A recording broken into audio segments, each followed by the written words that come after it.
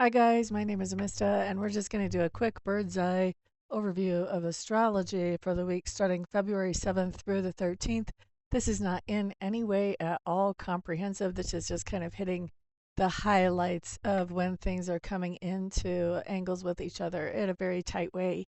So starting on the 7th, we've got the moon trine Mercury. That means that there's going to be communication about feelings that can be very emotional. For you, that's going to depend what house the moon and Mercury are in to indicate what kind of communication that would be for you as an individual. But for the collective, something to be aware of is there is going to be some emotional communication that comes out definitely on the 7th and maybe for a couple of days before and after. We also have Venus square Uranus on the 7th. Now, Venus squaring Uranus just talks about the idea of our values. And when it comes into a square with Uranus, there's sudden and unexpected changes. We may find that we value things that are cutting edge a little bit more suddenly and unexpectedly, or there may be a pretty big shift in what we actually value in general coming up. And also, this can talk about something suddenly happening to something that we value as well. Could be good or bad. Uranus doesn't really predict good or bad. That square, it's probably, it's some extra tension. So it would be something that would bring a little bit of a challenge. However, a lot of times challenges just propel us to overcome and find something better than there was before. So I wouldn't I just try not to stress out about those things, and I don't think it's going to be a very big deal. Now, actually all week, and I should have started with this, Saturn is conjuncting Neptune in a tight conjunction within 1 degree of each other all week and probably on for a while. Both of these guys move pretty slow, so this is going to be happening for a while. When Saturn conjuncts Neptune, there's a couple of things that can be happening here. You can be having some real reality checks. And so everybody can be having some real reality checks as we go through this week. Because this takes a longer time to come through. This can be multiple reality checks that are happening, kind of building on each other, is what I would expect. Some of them could be in different areas. The other thing that goes on when Saturn conjuncts Neptune is that those things that we dream about or that we visualize, we can be bringing those into reality. So this is a really good conjunction actually for manifesting those things that we want, provided that we can stay focused on what it is we actually want and we can keep those dreams front of mind as we're dealing with the reality. This can be a really good time to make those dreams, to turn them into the rubber that hits the road. Now, looking at the 8th, we have, of course, still Saturn conjunct Neptune. I'm not really going to talk about that anymore. That's going on all week, so I'm not going to mention it for every day. But on the 8th, we do have the moon coming into a square with Mars. And so, moon squaring Mars just means that we're having some emotions on the collective level. We're having some emotions that aren't so hot about things that may be a little bit aggressive or even violent. And so, with that moon coming into a square with Mars, here's our emotions is the moon and Mars. There's some friction points there too. So, probably as a collective, we're having some feelings about some kind of aggressive things that we're seeing. Excuse me. And this is really not talking about any one particular place in the world. I did set my conjunctions to look at them when they're actually happening as per the view from Lakewood, Colorado, which is where I live, so kind of central of the United States.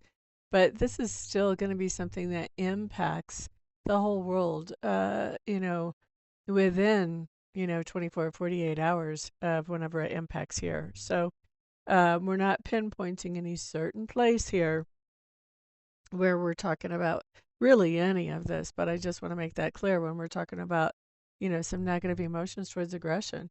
And this could be something that we personally have too. We could be feeling bad about saying things that were a little too aggressive or something like that. We could be having some kind of regrets as well on a personal level. Okay. Let's see. And Venus is still squaring Uranus. This is the second day that Venus is in that tight conjunction of squaring Uranus. So we still have things going on with those things that we value where there can be some surprises. And those surprises could have to do with technology. technology could be impacting the things that we value, or we could be suddenly valuing technology more. Moving on to the ninth, we have Lilith squaring Mercury now. Lilith talks about our primal desires, our primal needs, so things like food, procreation, shelter, those types of things, the super basic things. And it's coming into a square with Mercury. This tells Mercury talks about communication. It also can talk about transportation. So when we have Lilith in a square with Mercury, we may find that there's something going on where we are having some friction about communicating about our primal needs to somebody in our life. Maybe we feel like we're trying to tell somebody about something that we need and they're not hearing us. Or at the collective level, this could be the idea of, primal things really being communicated and communicated well, as in they can be heard. With it being square, though, it's going to cause some friction. It's going to be a tense situation, and so this communication about those primal needs is going to be something that's not going to be the most free flowing, easy thing where we feel like the other person is very receptive or the other party is very receptive if we're talking like on a larger level. All of these things, all of these aspects are going to influence each of us as individuals. And if you know your chart, you can look at what houses are involved here and see what part of your life they're going to impact in. But it's also good to be aware that people around you will be experiencing this somewhere in their chart too. So people could be a little bit on edge when we have these tensor angles really coming into precision. And Lilith is actually squaring Mercury, not just the ninth, but also the 10th. And then after that, they kind of gives each other a little bit more space. We could still feel this energy for, I don't know, maybe a couple of days. Mercury moves pretty fast. I'm not sure how fast Lilith moves, to be honest with you. On the 10th, we have the moon now squaring Mercury. So first we had Lilith there. Now we have the moon there. Lilith is still there on the 10th. So we've got the moon and Lilith squaring Mercury. We have Lilith conjunct the moon. So we're having lots of feelings about those things that are really primal.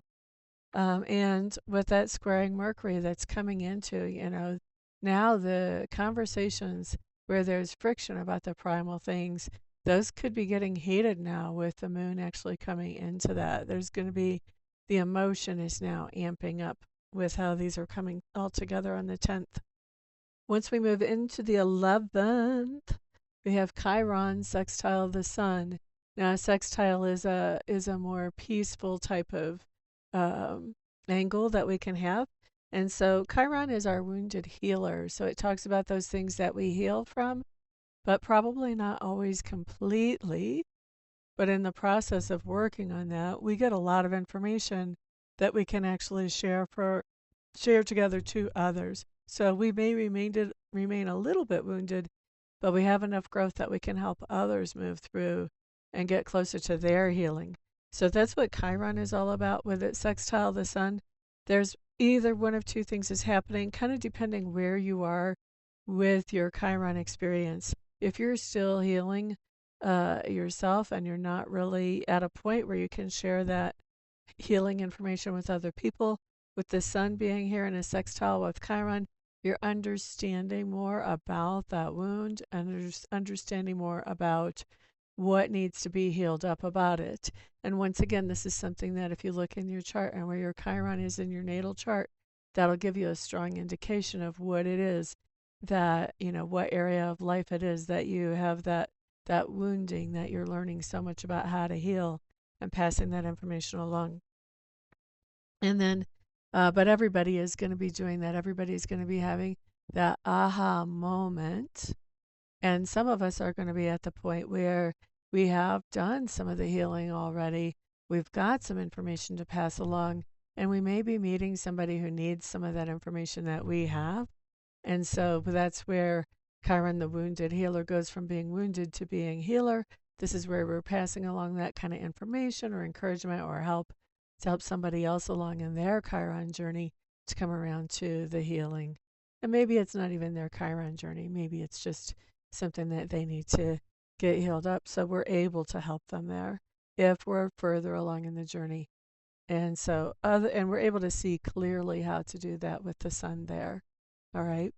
So, either way, either we're having some clarity about some healing we can do about our wound, or we're passing along some clarity to somebody else. So, that's happening the 11th. And all of these, I'm looking at like the exact really tight conjunctions within 1 degree. That means this energy is going to be active for at least a couple of days, give or take, on both sides. So, don't just think, oh, just this one day. No, this energy is going to kind of build up to this on the 11th, and then it'll kind of back down, back the hill again after that. Now, looking at the 12th, our moon has moved on. Now it is squaring that Saturn Neptune conjunction that's lasting all week. So when we have the moon squaring that Saturn Neptune conjunction, that just means we're having some feelings about these reality checks that are not so hot. Or maybe we've actually manifested something, made something where the rubber hits the road with this Neptune and Saturn conjunction. And we're realizing, whoa, that's not really what I wanted to. It's not what I thought I was creating. Or there are some repercussions here I wasn't expecting. And so there may be, this might be a time when you adjust whatever it is that you're trying to create. Or you could be, like I said, you could be seeing those reality checks and not be responding too well to those. You may be feeling like, well, okay, now what? Now what? Because we're not too happy with that reality check. What do we need to change? So I think we're going to be looking at things definitely we need to be changing with that moon square Saturn and Neptune both. Now, on the same day, the North Node is conjunct Mercury. And again, we're talking on the 12th. So, North Node conjunct Mercury, there's going to be conversations about where we're going. What is our purpose? What do we want to accomplish? We'll be having those on an individual basis, but we'll also be having those out in the world too, in our organizations that we're a part of, and maybe even on the world stage as well could be happening, but wouldn't be surprised. But definitely, this is really focusing on where do we want to go? What do we actually want to accomplish? Could even be setting some goals with that North Node conjuncting Mercury. Definitely talking about what we want to accomplish. Now, Chiron is now, oh, I didn't write this down that this is 2 days in a row. Chiron is still sextile the sun. So once again, we're still having that clarity about things we can do to heal ourselves in whatever area that it needs to happen. Or if we're further along, we are sharing some clarity with somebody else. And potentially both could be happening during this time frame. Let's see. And then on the 13th, we really don't have anything in tight angles on the 13th. So we're still dealing with that Saturn conjunct Neptune, but we don't have anything else showing up that is really grabbing our attention on that day. So I hope you guys find this helpful. Let me know if you like this video. This is kind of a newer thing. It's sort of an experiment. We'll see, if I do another one like this, depending on the reaction to this. And of course, you guys know I also do psychic tarot readings. If you've seen me here before, if you would like to get my newsletter with my tarot predictions every week, go to my website right here above my head, amista.info. Sign up for the newsletter there. Check out all my services. If you get a reading with me, I will knock your socks off. At least that's what they tell me. They say I'm spooky good. Anyway, I hope you all have a fantastic day, and I'm going to wrap this up and get it sent out. Peace out, y'all.